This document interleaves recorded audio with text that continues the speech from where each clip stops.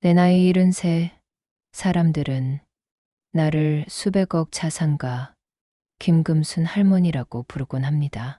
허름한 시골집에 살면서도 늘 온화한 미소를 잃지 않는 나를 보고 다들 궁금해하죠. 아니, 저 할머니는 돈이 그렇게 많다면서 왜 저렇게 소박하게 사는 걸까? 로또 1등이라도 됐나?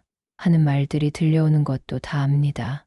하하, 로또 1등이요. 참 재미있는 상상이죠. 하지만 인생은 드라마보다 더 드라마틱한 법이랍니다. 제가 로또 1등에 당첨된 건 사실입니다. 그것도 이 나이 먹어서, 그것도 제가 가진 돈에 비하면 푼돈 같은 액수였지만 그 로또 한 장이 제 삶에 엄청난 파문을 일으켰죠. 아니, 파문이라기보다는 잊고 있던 상자를 다시 열게 된 계기라고 할까요? 지금부터 제가 겪었던 믿기지 않는 이야기를 여러분께 들려드릴까 합니다. 저는 경기도 외곽의 한적한 시골 마을에서 홀로 살고 있습니다. 제 집은 마을 어귀에 자리 잡은 겉으로 보기엔 흔하디흔한 낡은 농가입니다. 마당에는 잡초가 무성하고 벽에는 세월의 흔적이 고스란히 묻어 있죠.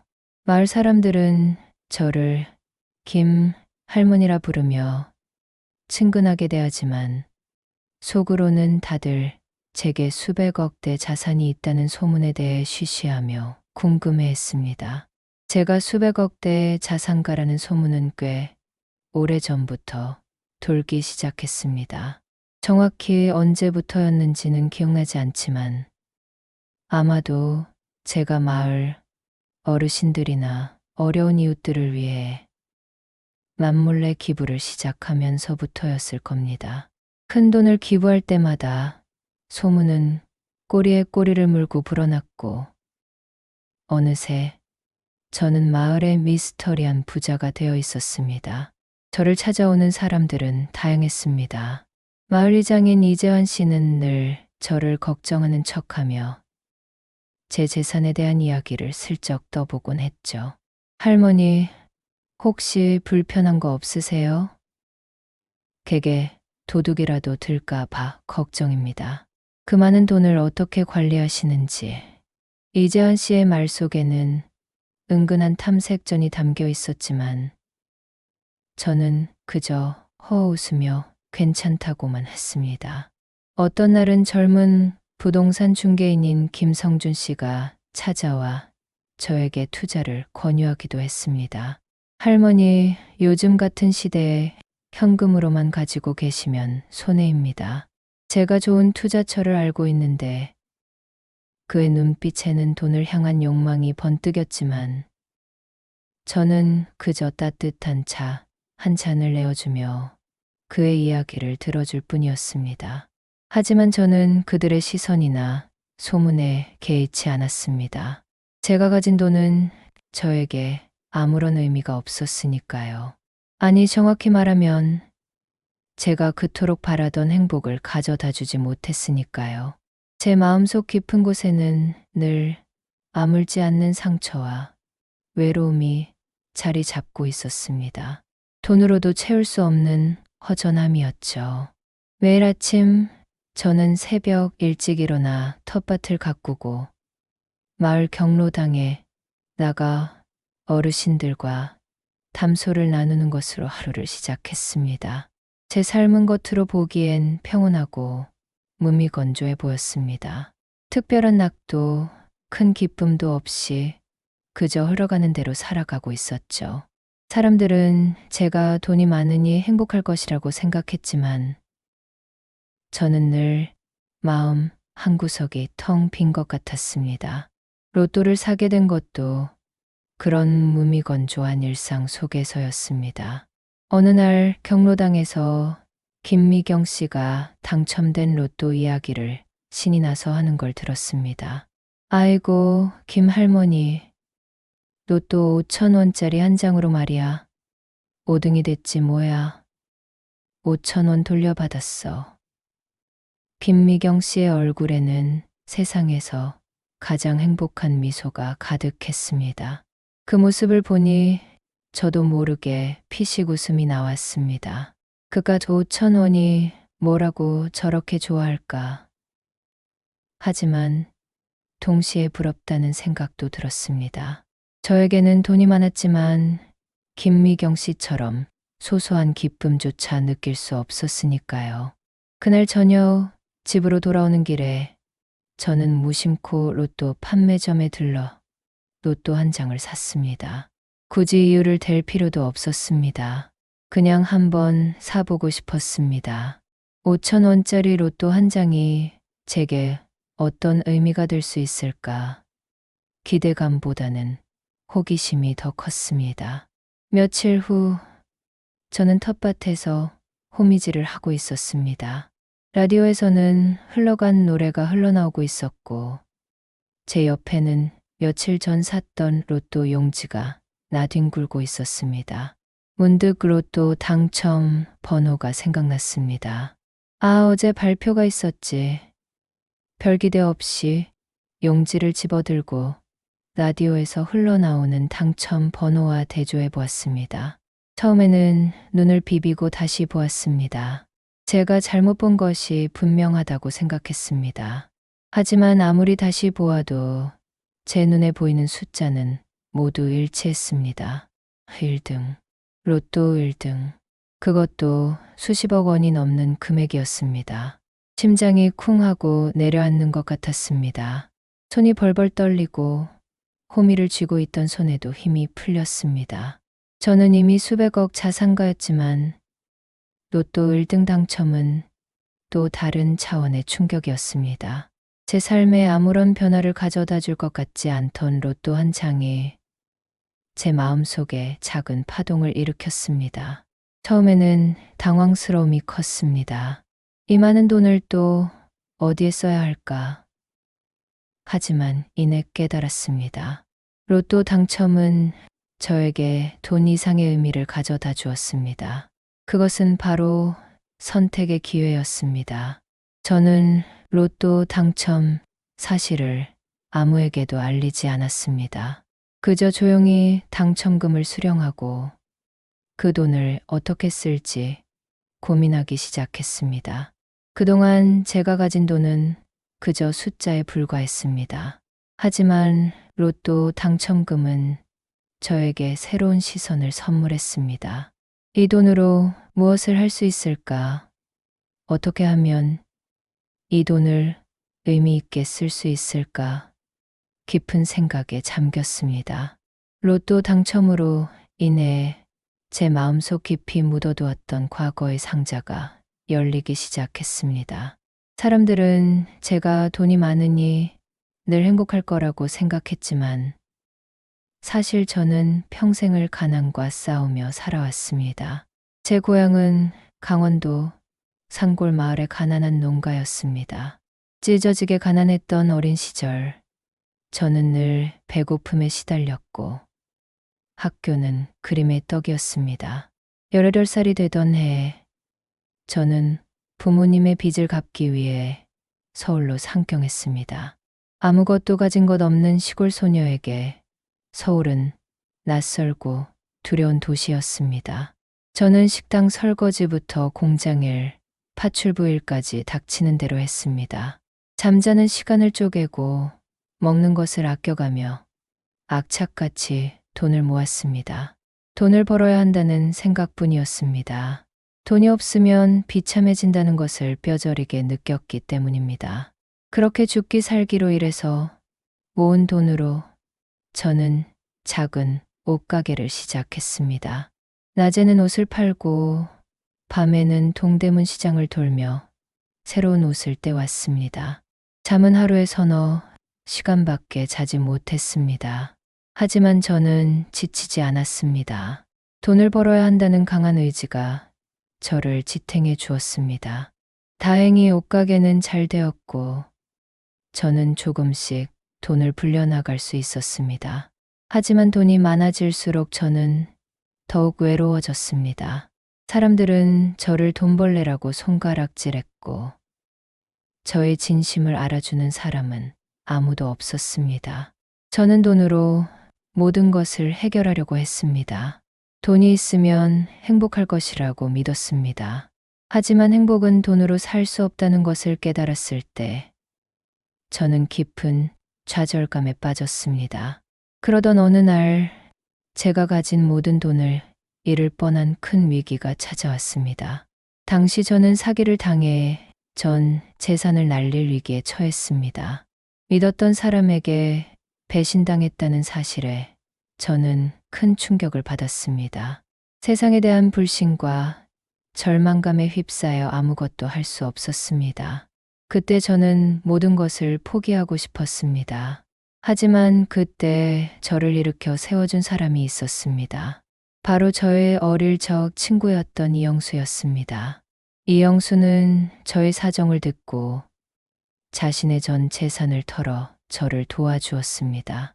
이영수의 따뜻한 마음과 진심, 어린 위로 덕분에 저는 다시 일어설 수 있었습니다.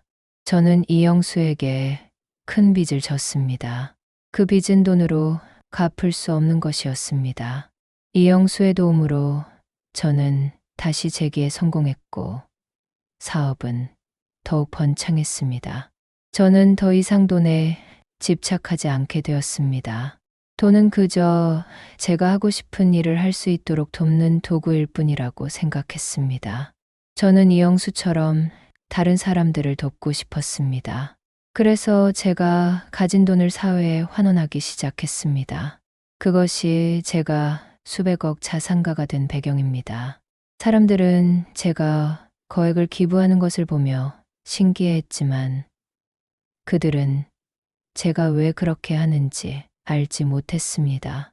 로또 당첨 사실을 알고 난 후 저는 잠 못 이루는 밤을 보냈습니다. 이 돈을 어떻게 써야 할까? 이미 가진 돈도 많은데 이 로또 당첨금을 제가 갖는 것이 맞을까? 고민에 고민을 거듭했습니다. 그러다 문득 이영수가 떠올랐습니다. 저에게 큰 은혜를 베풀었던 이영수. 그 친구에게 이 로또 당첨금을 주고 싶다는 생각이 들었습니다. 하지만 이영수는 이미 오래전에 세상을 떠났습니다. 사고로 갑작스럽게 세상을 떠난 이영수의 소식을 들었을 때 저는 큰 충격에 빠졌습니다. 저의 은인이자 유일한 친구였던 이영수를 잃었다는 사실에 저는 깊은 슬픔에 잠겼습니다. 그에게 받은 은혜를 갚기도 전에 그는 너무 일찍 세상을 떠났습니다. 저는 이영수의 가족을 찾아보기로 했습니다. 이영수에게는 자식이 없었고 홀로 된 아내 이경희 씨가 있었습니다. 이경희 씨는 남편이 세상을 떠난 후 홀로 외롭게 살고 있다는 소식을 들었습니다. 저는 이영수에게 진 빚을 이제라도 갚아야겠다고 생각했습니다. 이 로또 당첨금은 제가 아닌 이영수에게 가는 것이 옳다고 생각했습니다. 저는 며칠 동안 이경희 씨를 찾아다녔습니다. 그녀는 작은 식당에서 홀로 일하며 어렵게 살아가고 있었습니다. 낡은 식당 안에는 이영수의 사진이 놓여 있었고 그 사진 속 이영수는 여전히 따뜻한 미소를 짓고 있었습니다. 이경희 씨의 얼굴에는 세월의 흔적과 고단함이 고스란히 묻어 있었습니다. 저는 이경희 씨에게 제가 로또에 당첨된 사실과 이영수에게 빚진 이야기를 털어놓았습니다. 이경희 씨는 처음에는 믿지 못하는 눈치였습니다. 할머니, 무슨 말씀을 하시는 거예요? 저한테 이런 큰 돈을 주신다니요. 제가 어떻게 받아요? 그녀의 목소리는 떨렸고 눈에는 눈물이 그렁그렁 맺혔습니다. 저는 이경희 씨의 손을 꼭 잡고 말했습니다. 이 돈은 제가 당신께 드리는 것이 아닙니다. 이영수에게 가는 겁니다. 이영수는 저의 생명의 은인입니다. 그 친구 덕분에 제가 지금 이렇게 살아가고 있습니다. 이 돈으로 당신이 남은 여생을 편안하게 보내셨으면 좋겠습니다. 그리고 이 돈으로 이영수 씨 이름으로 좋은 일도 많이 해주세요. 이경희 씨는 결국 제 진심을 받아들였습니다. 그녀는 제 앞에서 하염없이 눈물을 흘렸습니다. 그녀의 눈물은 슬픔의 눈물이기도 했지만 동시에 감격과 고마움의 눈물이었습니다. 저는 이경희 씨의 모습을 보며 마음속 깊이 쌓여있던 응어리가 조금이나마 풀리는 것을 느꼈습니다. 이후 저는 이경희 씨와 함께 로또 당첨금을 사회에 환원하기로 했습니다. 이경희 씨는 이영수의 이름으로 장학재단을 설립하고 싶다고 했습니다. 가난 때문에 공부를 포기해야 했던 학생들을 돕고 싶다고 했습니다. 저는 그녀의 뜻에 기꺼이 동참했습니다. 저희는 로또 당첨금으로 장학재단을 설립하고 어려운 환경의 학생들에게 장학금을 지원하기 시작했습니다. 그뿐만 아니라 저는 제가 가진 수백억 자산 중 상당 부분을 사회에 기부하기로 결정했습니다. 오래전부터 해오던 기부 활동을 더욱 확대하기로 한 것입니다. 저의 기부는 주로 소외된 이웃들과 노인들을 위한 복지, 시설에 집중되었습니다. 저는 돈이 그저 창고에 쌓여있는 숫자에 불과하다는 것을 깨달았습니다. 진정한 가치는 그 돈을 어떻게 사용하는지에 달려있다는 것을 말입니다. 저의 기부 소식이 알려지면서 많은 언론에서 저를 주목하기 시작했습니다. 방송국에서는 저에게 인터뷰 요청이 쇄도했습니다. 사람들은 제가 왜 그토록 많은 돈을 기부하는지 궁금해했습니다.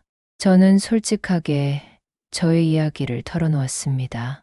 가난했던 어린 시절부터 돈을 벌기 위해 악착같이 살았던 과정, 그리고 이영수라는 친구의 도움으로 다시 일어섰던 이야기까지. 저의 이야기는 많은 사람들에게 큰 감동을 주었습니다. 특히 제가 로또 1등에 당첨되고도 그 돈을 이영수 씨의 아내에게 전달하고 함께 사회에 헌하기로 했다는 사실에 사람들은 놀라움을 금치 못했습니다.